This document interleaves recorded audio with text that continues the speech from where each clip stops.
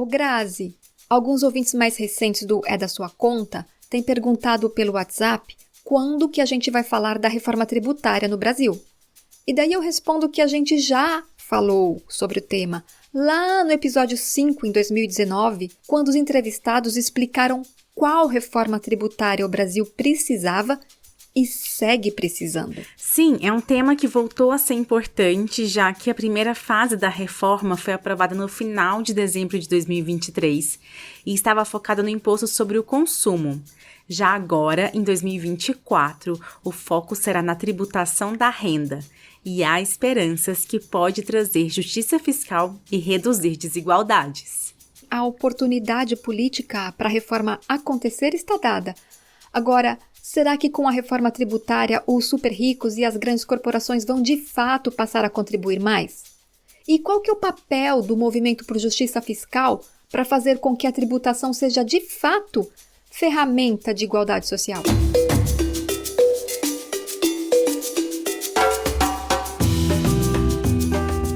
Oi, boas-vindas ao É da Sua Conta, o podcast mensal sobre como consertar a economia para que ela funcione para todas as pessoas. Eu sou a Graziele Davi. E eu, a Dani Stefano.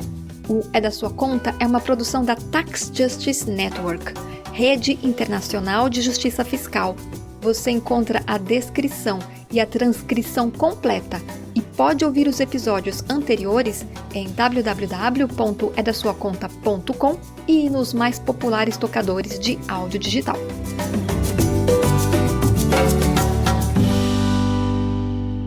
Em diversos países ao redor do mundo, as pessoas, junto com organizações e movimentos sociais, estão tendo sucesso em ações por justiça fiscal.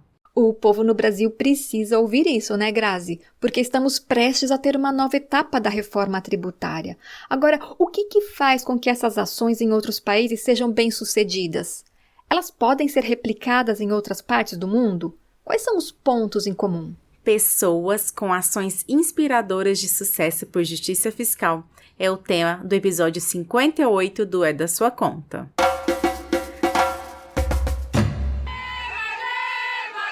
Ao oitavo domingo, França manteve-se tingida de amarelo, mas desta vez o protesto foi no feminino. Centenas de mulheres saíram à rua para mostrar que a indignação pode ser ruidosa, mas sem violência. As mulheres são determinadas, são fortes, estamos aqui em peso e não vamos desistir. Elas não desistiram e, acompanhadas de crianças, marcharam por melhores condições de vida em várias cidades francesas. Precisamos de coisas concretas, precisamos de poder de compra agora, precisamos de baixar os impostos sobre bens de necessidade básica.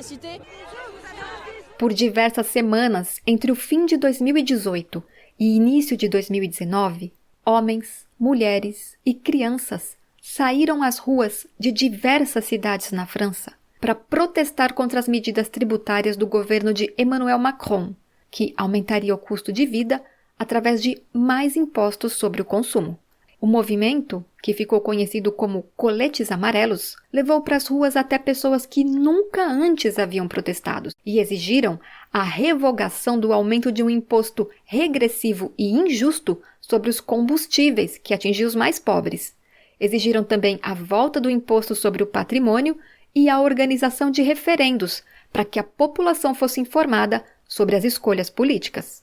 O imposto injusto sobre os combustíveis foi revogado e as consultas populares aconteceram após as manifestações. O sucesso do movimento dos coletes amarelos é uma das 7 histórias de justiça fiscal que são contadas no livro Taxing Journey: How Civic Actors Influence Tax Policy, que, traduzindo livremente para o português, seria Jornada Tributária, como atores da sociedade civil influenciam a política tributária.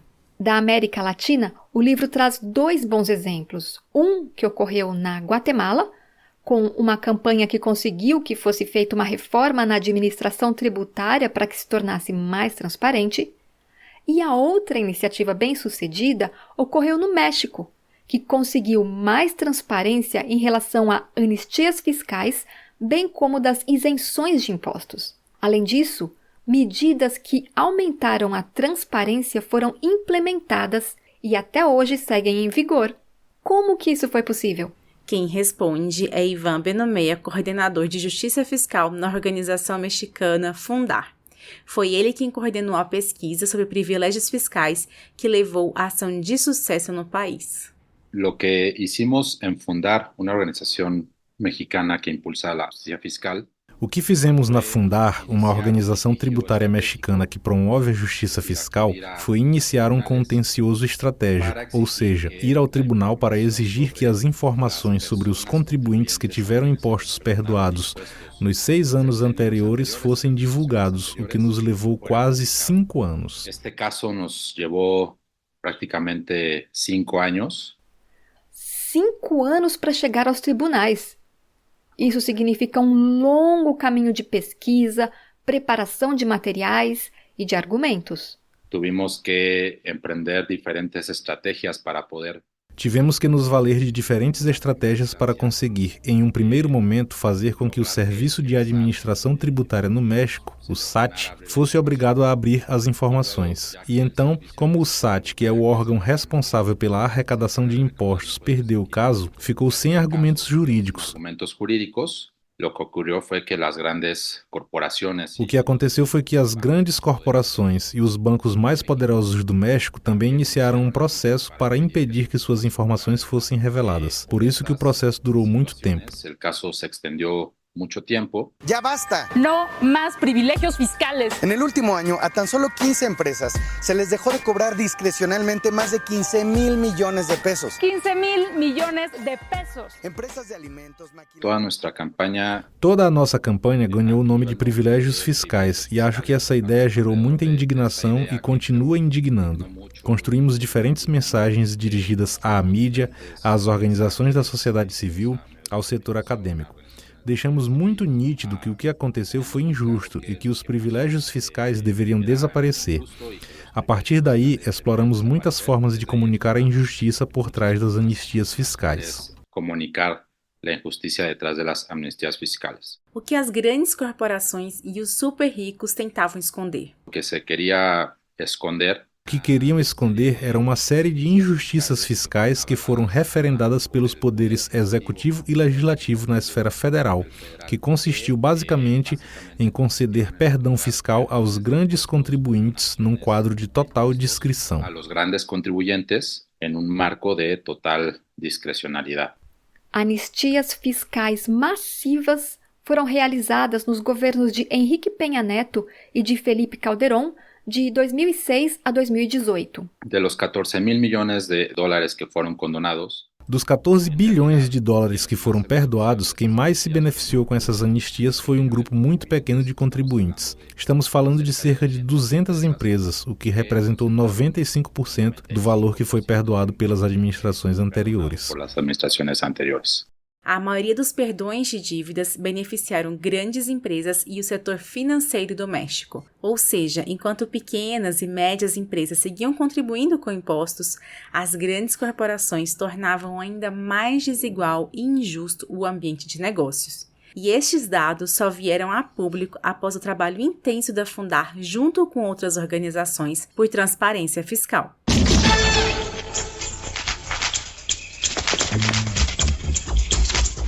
A gente incluiu 2 estudos de caso de 2 países mais avançados. Na França, o famoso caso dos Gilets jaunes, jaquetas amarelas, que se revoltaram contra a introdução de novos impostos na França. O pesquisador Paulo Derêncio é professor da Fundação Getúlio Vargas e é colaborador do International Budget Partnership, que traduzido livremente seria Parceria Internacional sobre Orçamento. O Paulo Derêncio foi juntando histórias de sucesso do trabalho das pessoas, organizações e movimentos sociais enquanto coordenava a iniciativa de equidade tributária no IBP. Ele buscou um fio condutor entre 7 histórias de sucesso por justiça fiscal e encontrou em todas elas 5 elementos em comum. A importância destes 5 elementos estão explicadinhas no livro organizado pelo Paulo Derêncio, publicado em inglês e que a gente traduziu livremente como Jornada Tributária, como atores da sociedade civil influenciam a política tributária. Narrativa. O primeiro é o tema das narrativas, né, que esses grupos usam para promover esse tema da justiça fiscal, da equidade tributária. No caso mexicano, a narrativa foi sobre os privilégios fiscais a grandes corporações. Com isso, conseguiram mostrar a injustiça e desigualdade que as anistias fiscais provocavam. E a gente identifica 3 narrativas principais que eles usam para apresentar o caso, né? Por que é importante uma reforma tributária que tome em conta justiça e equidade? Uma primeira narrativa que tem a ver exatamente com conceitos de justiça e de equidade e como é que esses grupos tentam vender essa ideia. Depois tem uma narrativa que liga reformas tributárias com temas ligados à corrupção, por exemplo, à evasão fiscal e os problemas que vêm de tudo isso, e a ligação entre aumento da arrecadação fiscal e prestação de serviços básicos, né? Então, tentando fazer essa ligação direta entre a necessidade de cobrar imposto e a capacidade do Estado de fornecer serviços. E uma terceira narrativa que tem mais a ver com transparência mesmo, com consolidação do pacto, do contrato fiscal, vamos dizer. Então, entender como a transparência, de fato, ajuda, né, a tornar um sistema tributário mais justo, mais representativo, mais eficaz também. Portas de entrada. O segundo elemento para uma estratégia de sucesso são as portas de entrada. No caso mexicano, por exemplo, a porta de entrada foi o judiciário, mas a incidência e a campanha por justiça fiscal podem ter outros mecanismos também como porta de entrada. Esses grupos, alguns de uma maneira mais organizada e estruturada, outros simplesmente numa sequência de tentativas e erros, eles vão tentando usar diferentes pontos de entrada, né, para influenciar a política pública sobre reformas tributárias. Então, trabalhando diretamente com o executivo, trabalhando através dos parlamentos e dos congressos, trabalhando através de partidos políticos. Então, eles vão meio que tentando vários canais de influência, e o que a gente vê é que as campanhas mais diversificadas são as campanhas que conseguem ter mais impacto, mais sucesso. Coalizões! É preciso também se unir, formar coalizões com outras organizações que atuam por direitos para poder atingir o maior número de pessoas possível. Esse é o terceiro elemento. E tem casos bem interessantes de grupos que conseguem, de fato, trabalhar o que a gente chama, né, de insider-outsider strategy, estratégia por dentro e por fora, né? De, ao mesmo tempo, conseguir criar alianças com elementos, vamos dizer, reformadores dentro do governo, mas, ao mesmo tempo, botar pressão no governo por fora através de criação de alianças mais amplas dentro da sociedade civil, por exemplo, think tanks que se aliam com movimentos sociais, com outros tipos de associações, em alguns casos, associações também do setor privado, né? Que em toda a reforma tributária, há quem ganha e quem perde. E, às vezes, quem perde pode não ser um aliado, vamos dizer, óbvio. Mas se você consegue, dentro da sua estratégia, identificar aliados potenciais, além daqueles que são mais comuns e talvez mais até confortáveis, né, para grupos da sociedade civil, isso é um elemento interessante que pode contribuir também para o impacto. Tuvimos que acercarnos a muitas organizações. Tivemos que nos aproximar de muitas organizações, pessoas diversas, do setor acadêmico, fizemos alianças com a mídia. Foi um processo muito longo. Estou falando de uma estratégia que durou 5 anos. E a cada ano tivemos que inovar e buscar alternativas para que essa luta não fosse esquecida. Alternativas para que esta luta não fuera olvidada. Ivan Benumeia, coordenador de Justiça Fiscal na organização mexicana Fundar. Após 5 anos acumulando conhecimentos específicos sobre a importância da transparência fiscal, o que mudou na maneira como a Fundar vê a tributação? Na Fundar, começamos a nos interessar muito mais pelas injustiças do sistema tributário. Digamos que também nos especializamos em contencioso tributário com ênfase no acesso à informação. E com essas capacidades ampliadas, como é que está o trabalho de vocês? Eu creio que graças ao apoio de muitas pessoas que llevan muito tempo lutando. Hoje, acredito que graças ao apoio de muitas pessoas que há muito tempo lutam por um sistema tributário mais justo, global ou nacionalmente, temos mais argumentos, mais evidências e apostamos que o sistema tributário do nosso país seja radicalmente modificado para que se torne mais transparente e também garanta que a extrema concentração de riqueza e rendimento diminua progressivamente.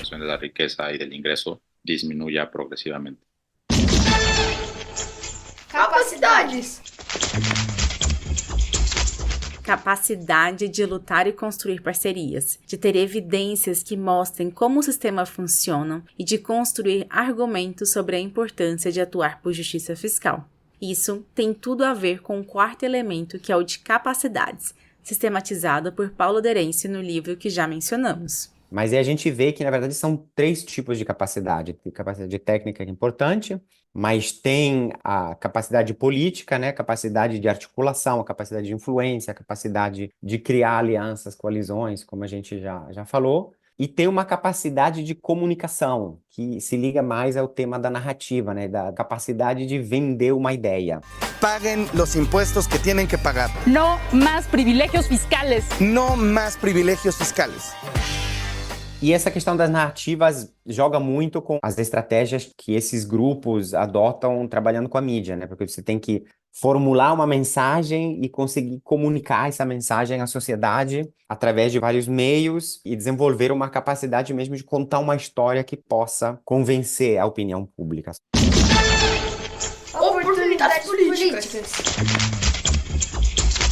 E o último elemento estratégico encontrado por Paulo em todos os casos de sucesso na luta por justiça tributária é a oportunidade política. É isso, é uma mudança de governo, é um escândalo de corrupção, é uma crise econômica, são vários momentos em que, de repente, se abrem, vamos dizer, janelas de oportunidade de reforma e que a chave nesses casos é a sociedade civil estar pronta para aproveitar essa oportunidade, essa abertura. E às vezes isso quer dizer que você vai ficar 5, 10 anos tentando, sem conseguir fazer nada, mas ao mesmo tempo construindo.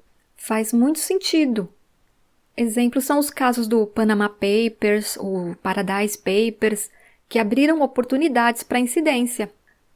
E no México, qual que foi a oportunidade política, Ivan? Para no hacer la historia muy larga, a nivel constitucional, en México está contemplado un organismo constitucional autónomo en materia de acceso a la información. Para não prolongar a história, no México há um órgão constitucional autônomo para acessar a informação. E as resoluções ou sentenças emitidas por este órgão devem ser cumpridas pelo governo, pelo Poder Legislativo e pelos demais atores. Esse órgão foi inaugurado em 2015, que foi o ano em que iniciamos o contencioso. E como o órgão constitucional de acesso à informação concordou conosco, isso nos permitiu depois ter mais argumentos jurídicos para que o SAT não ganhasse o caso e posteriormente as empresas e corporações perdessem o caso. Foi um momento que nos fez perceber que o acesso à informação é muito importante para avançarmos na agenda da justiça fiscal. E depois também uma coincidência política, uma oportunidade política. E depois também, uma oportunidade política foi a mudança de governo. Andrés Manuel López Obrador chegou ao poder com uma narrativa muito forte em torno da revisão do perdão fiscal e dos privilégios fiscais. E como está a situação hoje, depois do trabalho intenso e da vitória de vocês por justiça fiscal?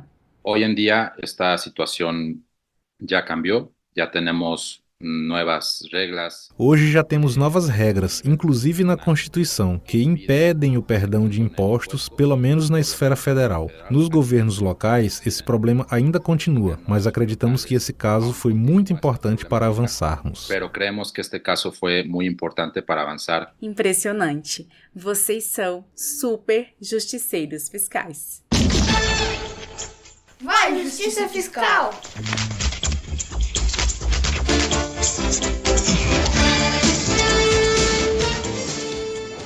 A despedida do jornalista Nick Jackson como colunista do É da Sua Conta aconteceu no episódio 57. Neste episódio 58, te apresentamos a nossa nova colunista, embora, se você é ouvinte frequente, já conhece a voz dela. Estou falando da Florência Lorenzo, que é pesquisadora da Tax Justice Network. Florência, você nasceu na Argentina, você veio bem pequenininha para o Brasil. Como é que a justiça fiscal entrou na sua vida? Como você mencionou, eu nasci na Argentina. Com 3 anos, eu vim com minha família para o Brasil. Meu pai é biólogo, ele começou a trabalhar na Fiocruz e a gente veio a família toda para cá. E eu cresci em BH, em Belo Horizonte. Quando eu era adolescente, 14 anos, como meu pai é biólogo, ele foi fazer pós-doutorado na Suécia. E acho que essa experiência de ter um contraste com um país tão igualitário como a Suécia me deu uma noção muito maior, tanto que o Brasil é um país profundamente desigual, né? E aí isso foi um dos motivos pelos quais eu acabei decidindo fazer ciências sociais, né? Querendo entender e também atuar em algum desses problemas que eu enxergava na nossa sociedade. E a decisão de acabar estudando justiça fiscal de uma forma geral e paraísos fiscais em particular foi em grande medida influenciada por uma aula que eu tive com um professor do Departamento de Ciência Política, que naquele momento foi num contexto de uma disciplina optativa, mas que acabou virando meu orientador na monografia e no mestrado, que é o professor Bruno Reis, do Departamento de Ciência Política da UFMG, que ele deu uma optativa que chamava Democracia, Representação e Corrupção. E dentre as várias recomendações de leitura que ele deu, uma que me marcou muito foi o livro do Nick Jackson, que era o colunista aqui do podcast antes, que é o Ilhas do Tesouro, né, o Treasure Islands, que é um livro muito legal, que conta a história de formação dos primeiros paraísos fiscais. É um livro, assim, que, né, foi uma virada-chave na minha vida, que me levou a fazer uma monografia relacionada a esse tema e depois também no mestrado estudar algumas dinâmicas relacionadas à tributação, relações internacionais e representação de forma geral. E olha que curioso, agora você está no É da Sua Conta, assumindo o posto de colunista que antes foi ocupado pelo jornalista Nick Jackson, que muito te influenciou. Você é pesquisadora da Tax Justice Network desde 2021. Conta um pouco mais sobre o seu trabalho e no que vai estar se ocupando neste ano de 2024. Uma das principais é a produção dos índices, né, que são 2 ferramentas chaves que a organização publica. Um que é o índice de sigilo financeiro e o outro que é o índice de paraísos fiscais corporativos. Nesse ano, a gente está no processo de reformular os índices, repensar o formato deles e vamos retomar um pouco também esse processo de publicação. Para além da minha pesquisa, esse é um ano que vai ser muito intenso para quem mora no Brasil e mexe com algumas dessas dinâmicas, porque esse ano o Brasil vai assumir a presidência do G20, né? E, além disso, a gente está num contexto de continuação das discussões que a gente teve ano passado sobre convenção tributária no âmbito das Nações Unidas. Então, do ponto de vista político, tem um monte de coisa acontecendo e a gente está tentando acompanhar e tentar participar de forma positiva em algum desses marcos que vão acontecer durante esse ano e que eu acho que tem a chance de trazer muito importantes para a forma como a gente organiza as relações tributárias internacionais, enfim. Florência, qual que é o papel da Tax Justice Network no movimento por justiça fiscal internacional? Eu acredito que a TJN tem feito muito em mudar um pouco a compreensão do que é a geografia desse abuso tributário, de quem são os principais responsáveis e também jogar um pouco de luz sobre uma certa hipocrisia daqueles que dizem que estão tentando resolver esses problemas, né? Você pode dar um exemplo de ação da Tax Justice Network que trouxe resultados significativos na tributação internacional? Os índices, eles são uma ferramenta analítica, técnica, né? A gente olha para as leis dos países, para quais países, por exemplo, permitem ou não o abuso fiscal, mas para além disso, a gente também olha para o impacto real. Se a gente pega uma lista de paraísos fiscais, por exemplo, da OCDE, onde só tem países como Trindade e Tobago, a gente vai ver que no nosso índice de sigilo financeiro ou no índice de paraísos fiscais corporativos, a maior parte dos países que estão no topo do nosso ranking são países muito poderosos, de economias fortes. Então, a gente está pensando, por exemplo, nos Estados Unidos, a gente está pensando na Suíça, que são países que, historicamente, acabam conseguindo escapar das listas de paraísos fiscais. E o que acontece quando a gente trabalha em cima dessa mudança de narrativa? Isso nos leva a precisar repensar também algumas estratégias políticas, né? Porque a gente percebe que alguma das entradas históricas para discutir política tributária que a gente teve, por exemplo, a ênfase na OCDE, que historicamente foi um dos principais fóruns no quais se discutiu política tributária internacional, essa nova narrativa, ela também impacta na nossa capacidade de acreditar que esses fóruns, que são dominados por alguns dos principais países dos nossos rankings, vão conseguir dar respostas significativas para o problema do abuso fiscal internacional. E, após pesquisar muito e entender que a OCDE elabora as regras de tributação internacional que beneficiam apenas ao próprio clube de países ricos, a Tax Justice Network, junto com várias outras organizações, defendeu por mais de uma década que o fórum ideal para se tratar de questões tributárias deve ser a ONU, por permitir a participação mais democrática de todos os países. E essa grande vitória aconteceu no fim de 2023. Em meados de fevereiro de 2024, foi montado inclusive o grupo de trabalho para a Convenção Tributária da ONU, e o Brasil foi eleito como membro desse grupo, que agora está elaborando o plano de trabalho. E voltando ao É da Sua Conta, a partir de agora, a Florência estará em todos os episódios para colaborar com análises que vão facilitar a nossa compreensão da importância da justiça fiscal. Recapitulando 5 elementos para que uma ação de justiça fiscal possa ser bem-sucedida. Construir boas narrativas e encontrar a melhor maneira de comunicar. Diversificar as portas de entrada para a incidência, por meio de partidos políticos, parlamentares, judiciários, são alguns deles. Atuar em parcerias, construir coalizões, juntar o máximo de pessoas, organizações e movimentos em torno de uma ideia. Fortalecer capacidades técnicas, políticas e de relações com outras organizações e redes. E ter antenas atentas às oportunidades políticas. O Brasil está no meio de um processo de reforma tributária. Os elementos para que uma campanha organizada por justiceiras e justiceiros fiscais seja bem-sucedida estão aqui. Muitos desses pontos já estão sendo colocados em prática e alguns ainda precisam ser fortalecidos. Que as ações do México, da França e de outros lugares do mundo possam nos dar a esperança de que vale a pena lutar por justiça fiscal e ter vitórias. E por falar em reforma tributária no Brasil e diante dos pedidos de ouvintes, nós vamos sim fazer um episódio sobre essa etapa da reforma que trata do imposto de renda. E se você quiser, compartilha também com a gente as dúvidas, sugestões de assuntos para serem abordados. Você nos encontra no X, @edasuaconta, no Facebook, ou pode nos escrever em info@edasuaconta.com.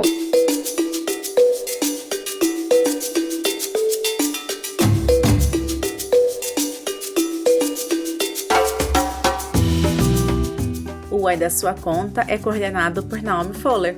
A produção é de Daniela Stefano e minha, Graziele Davi.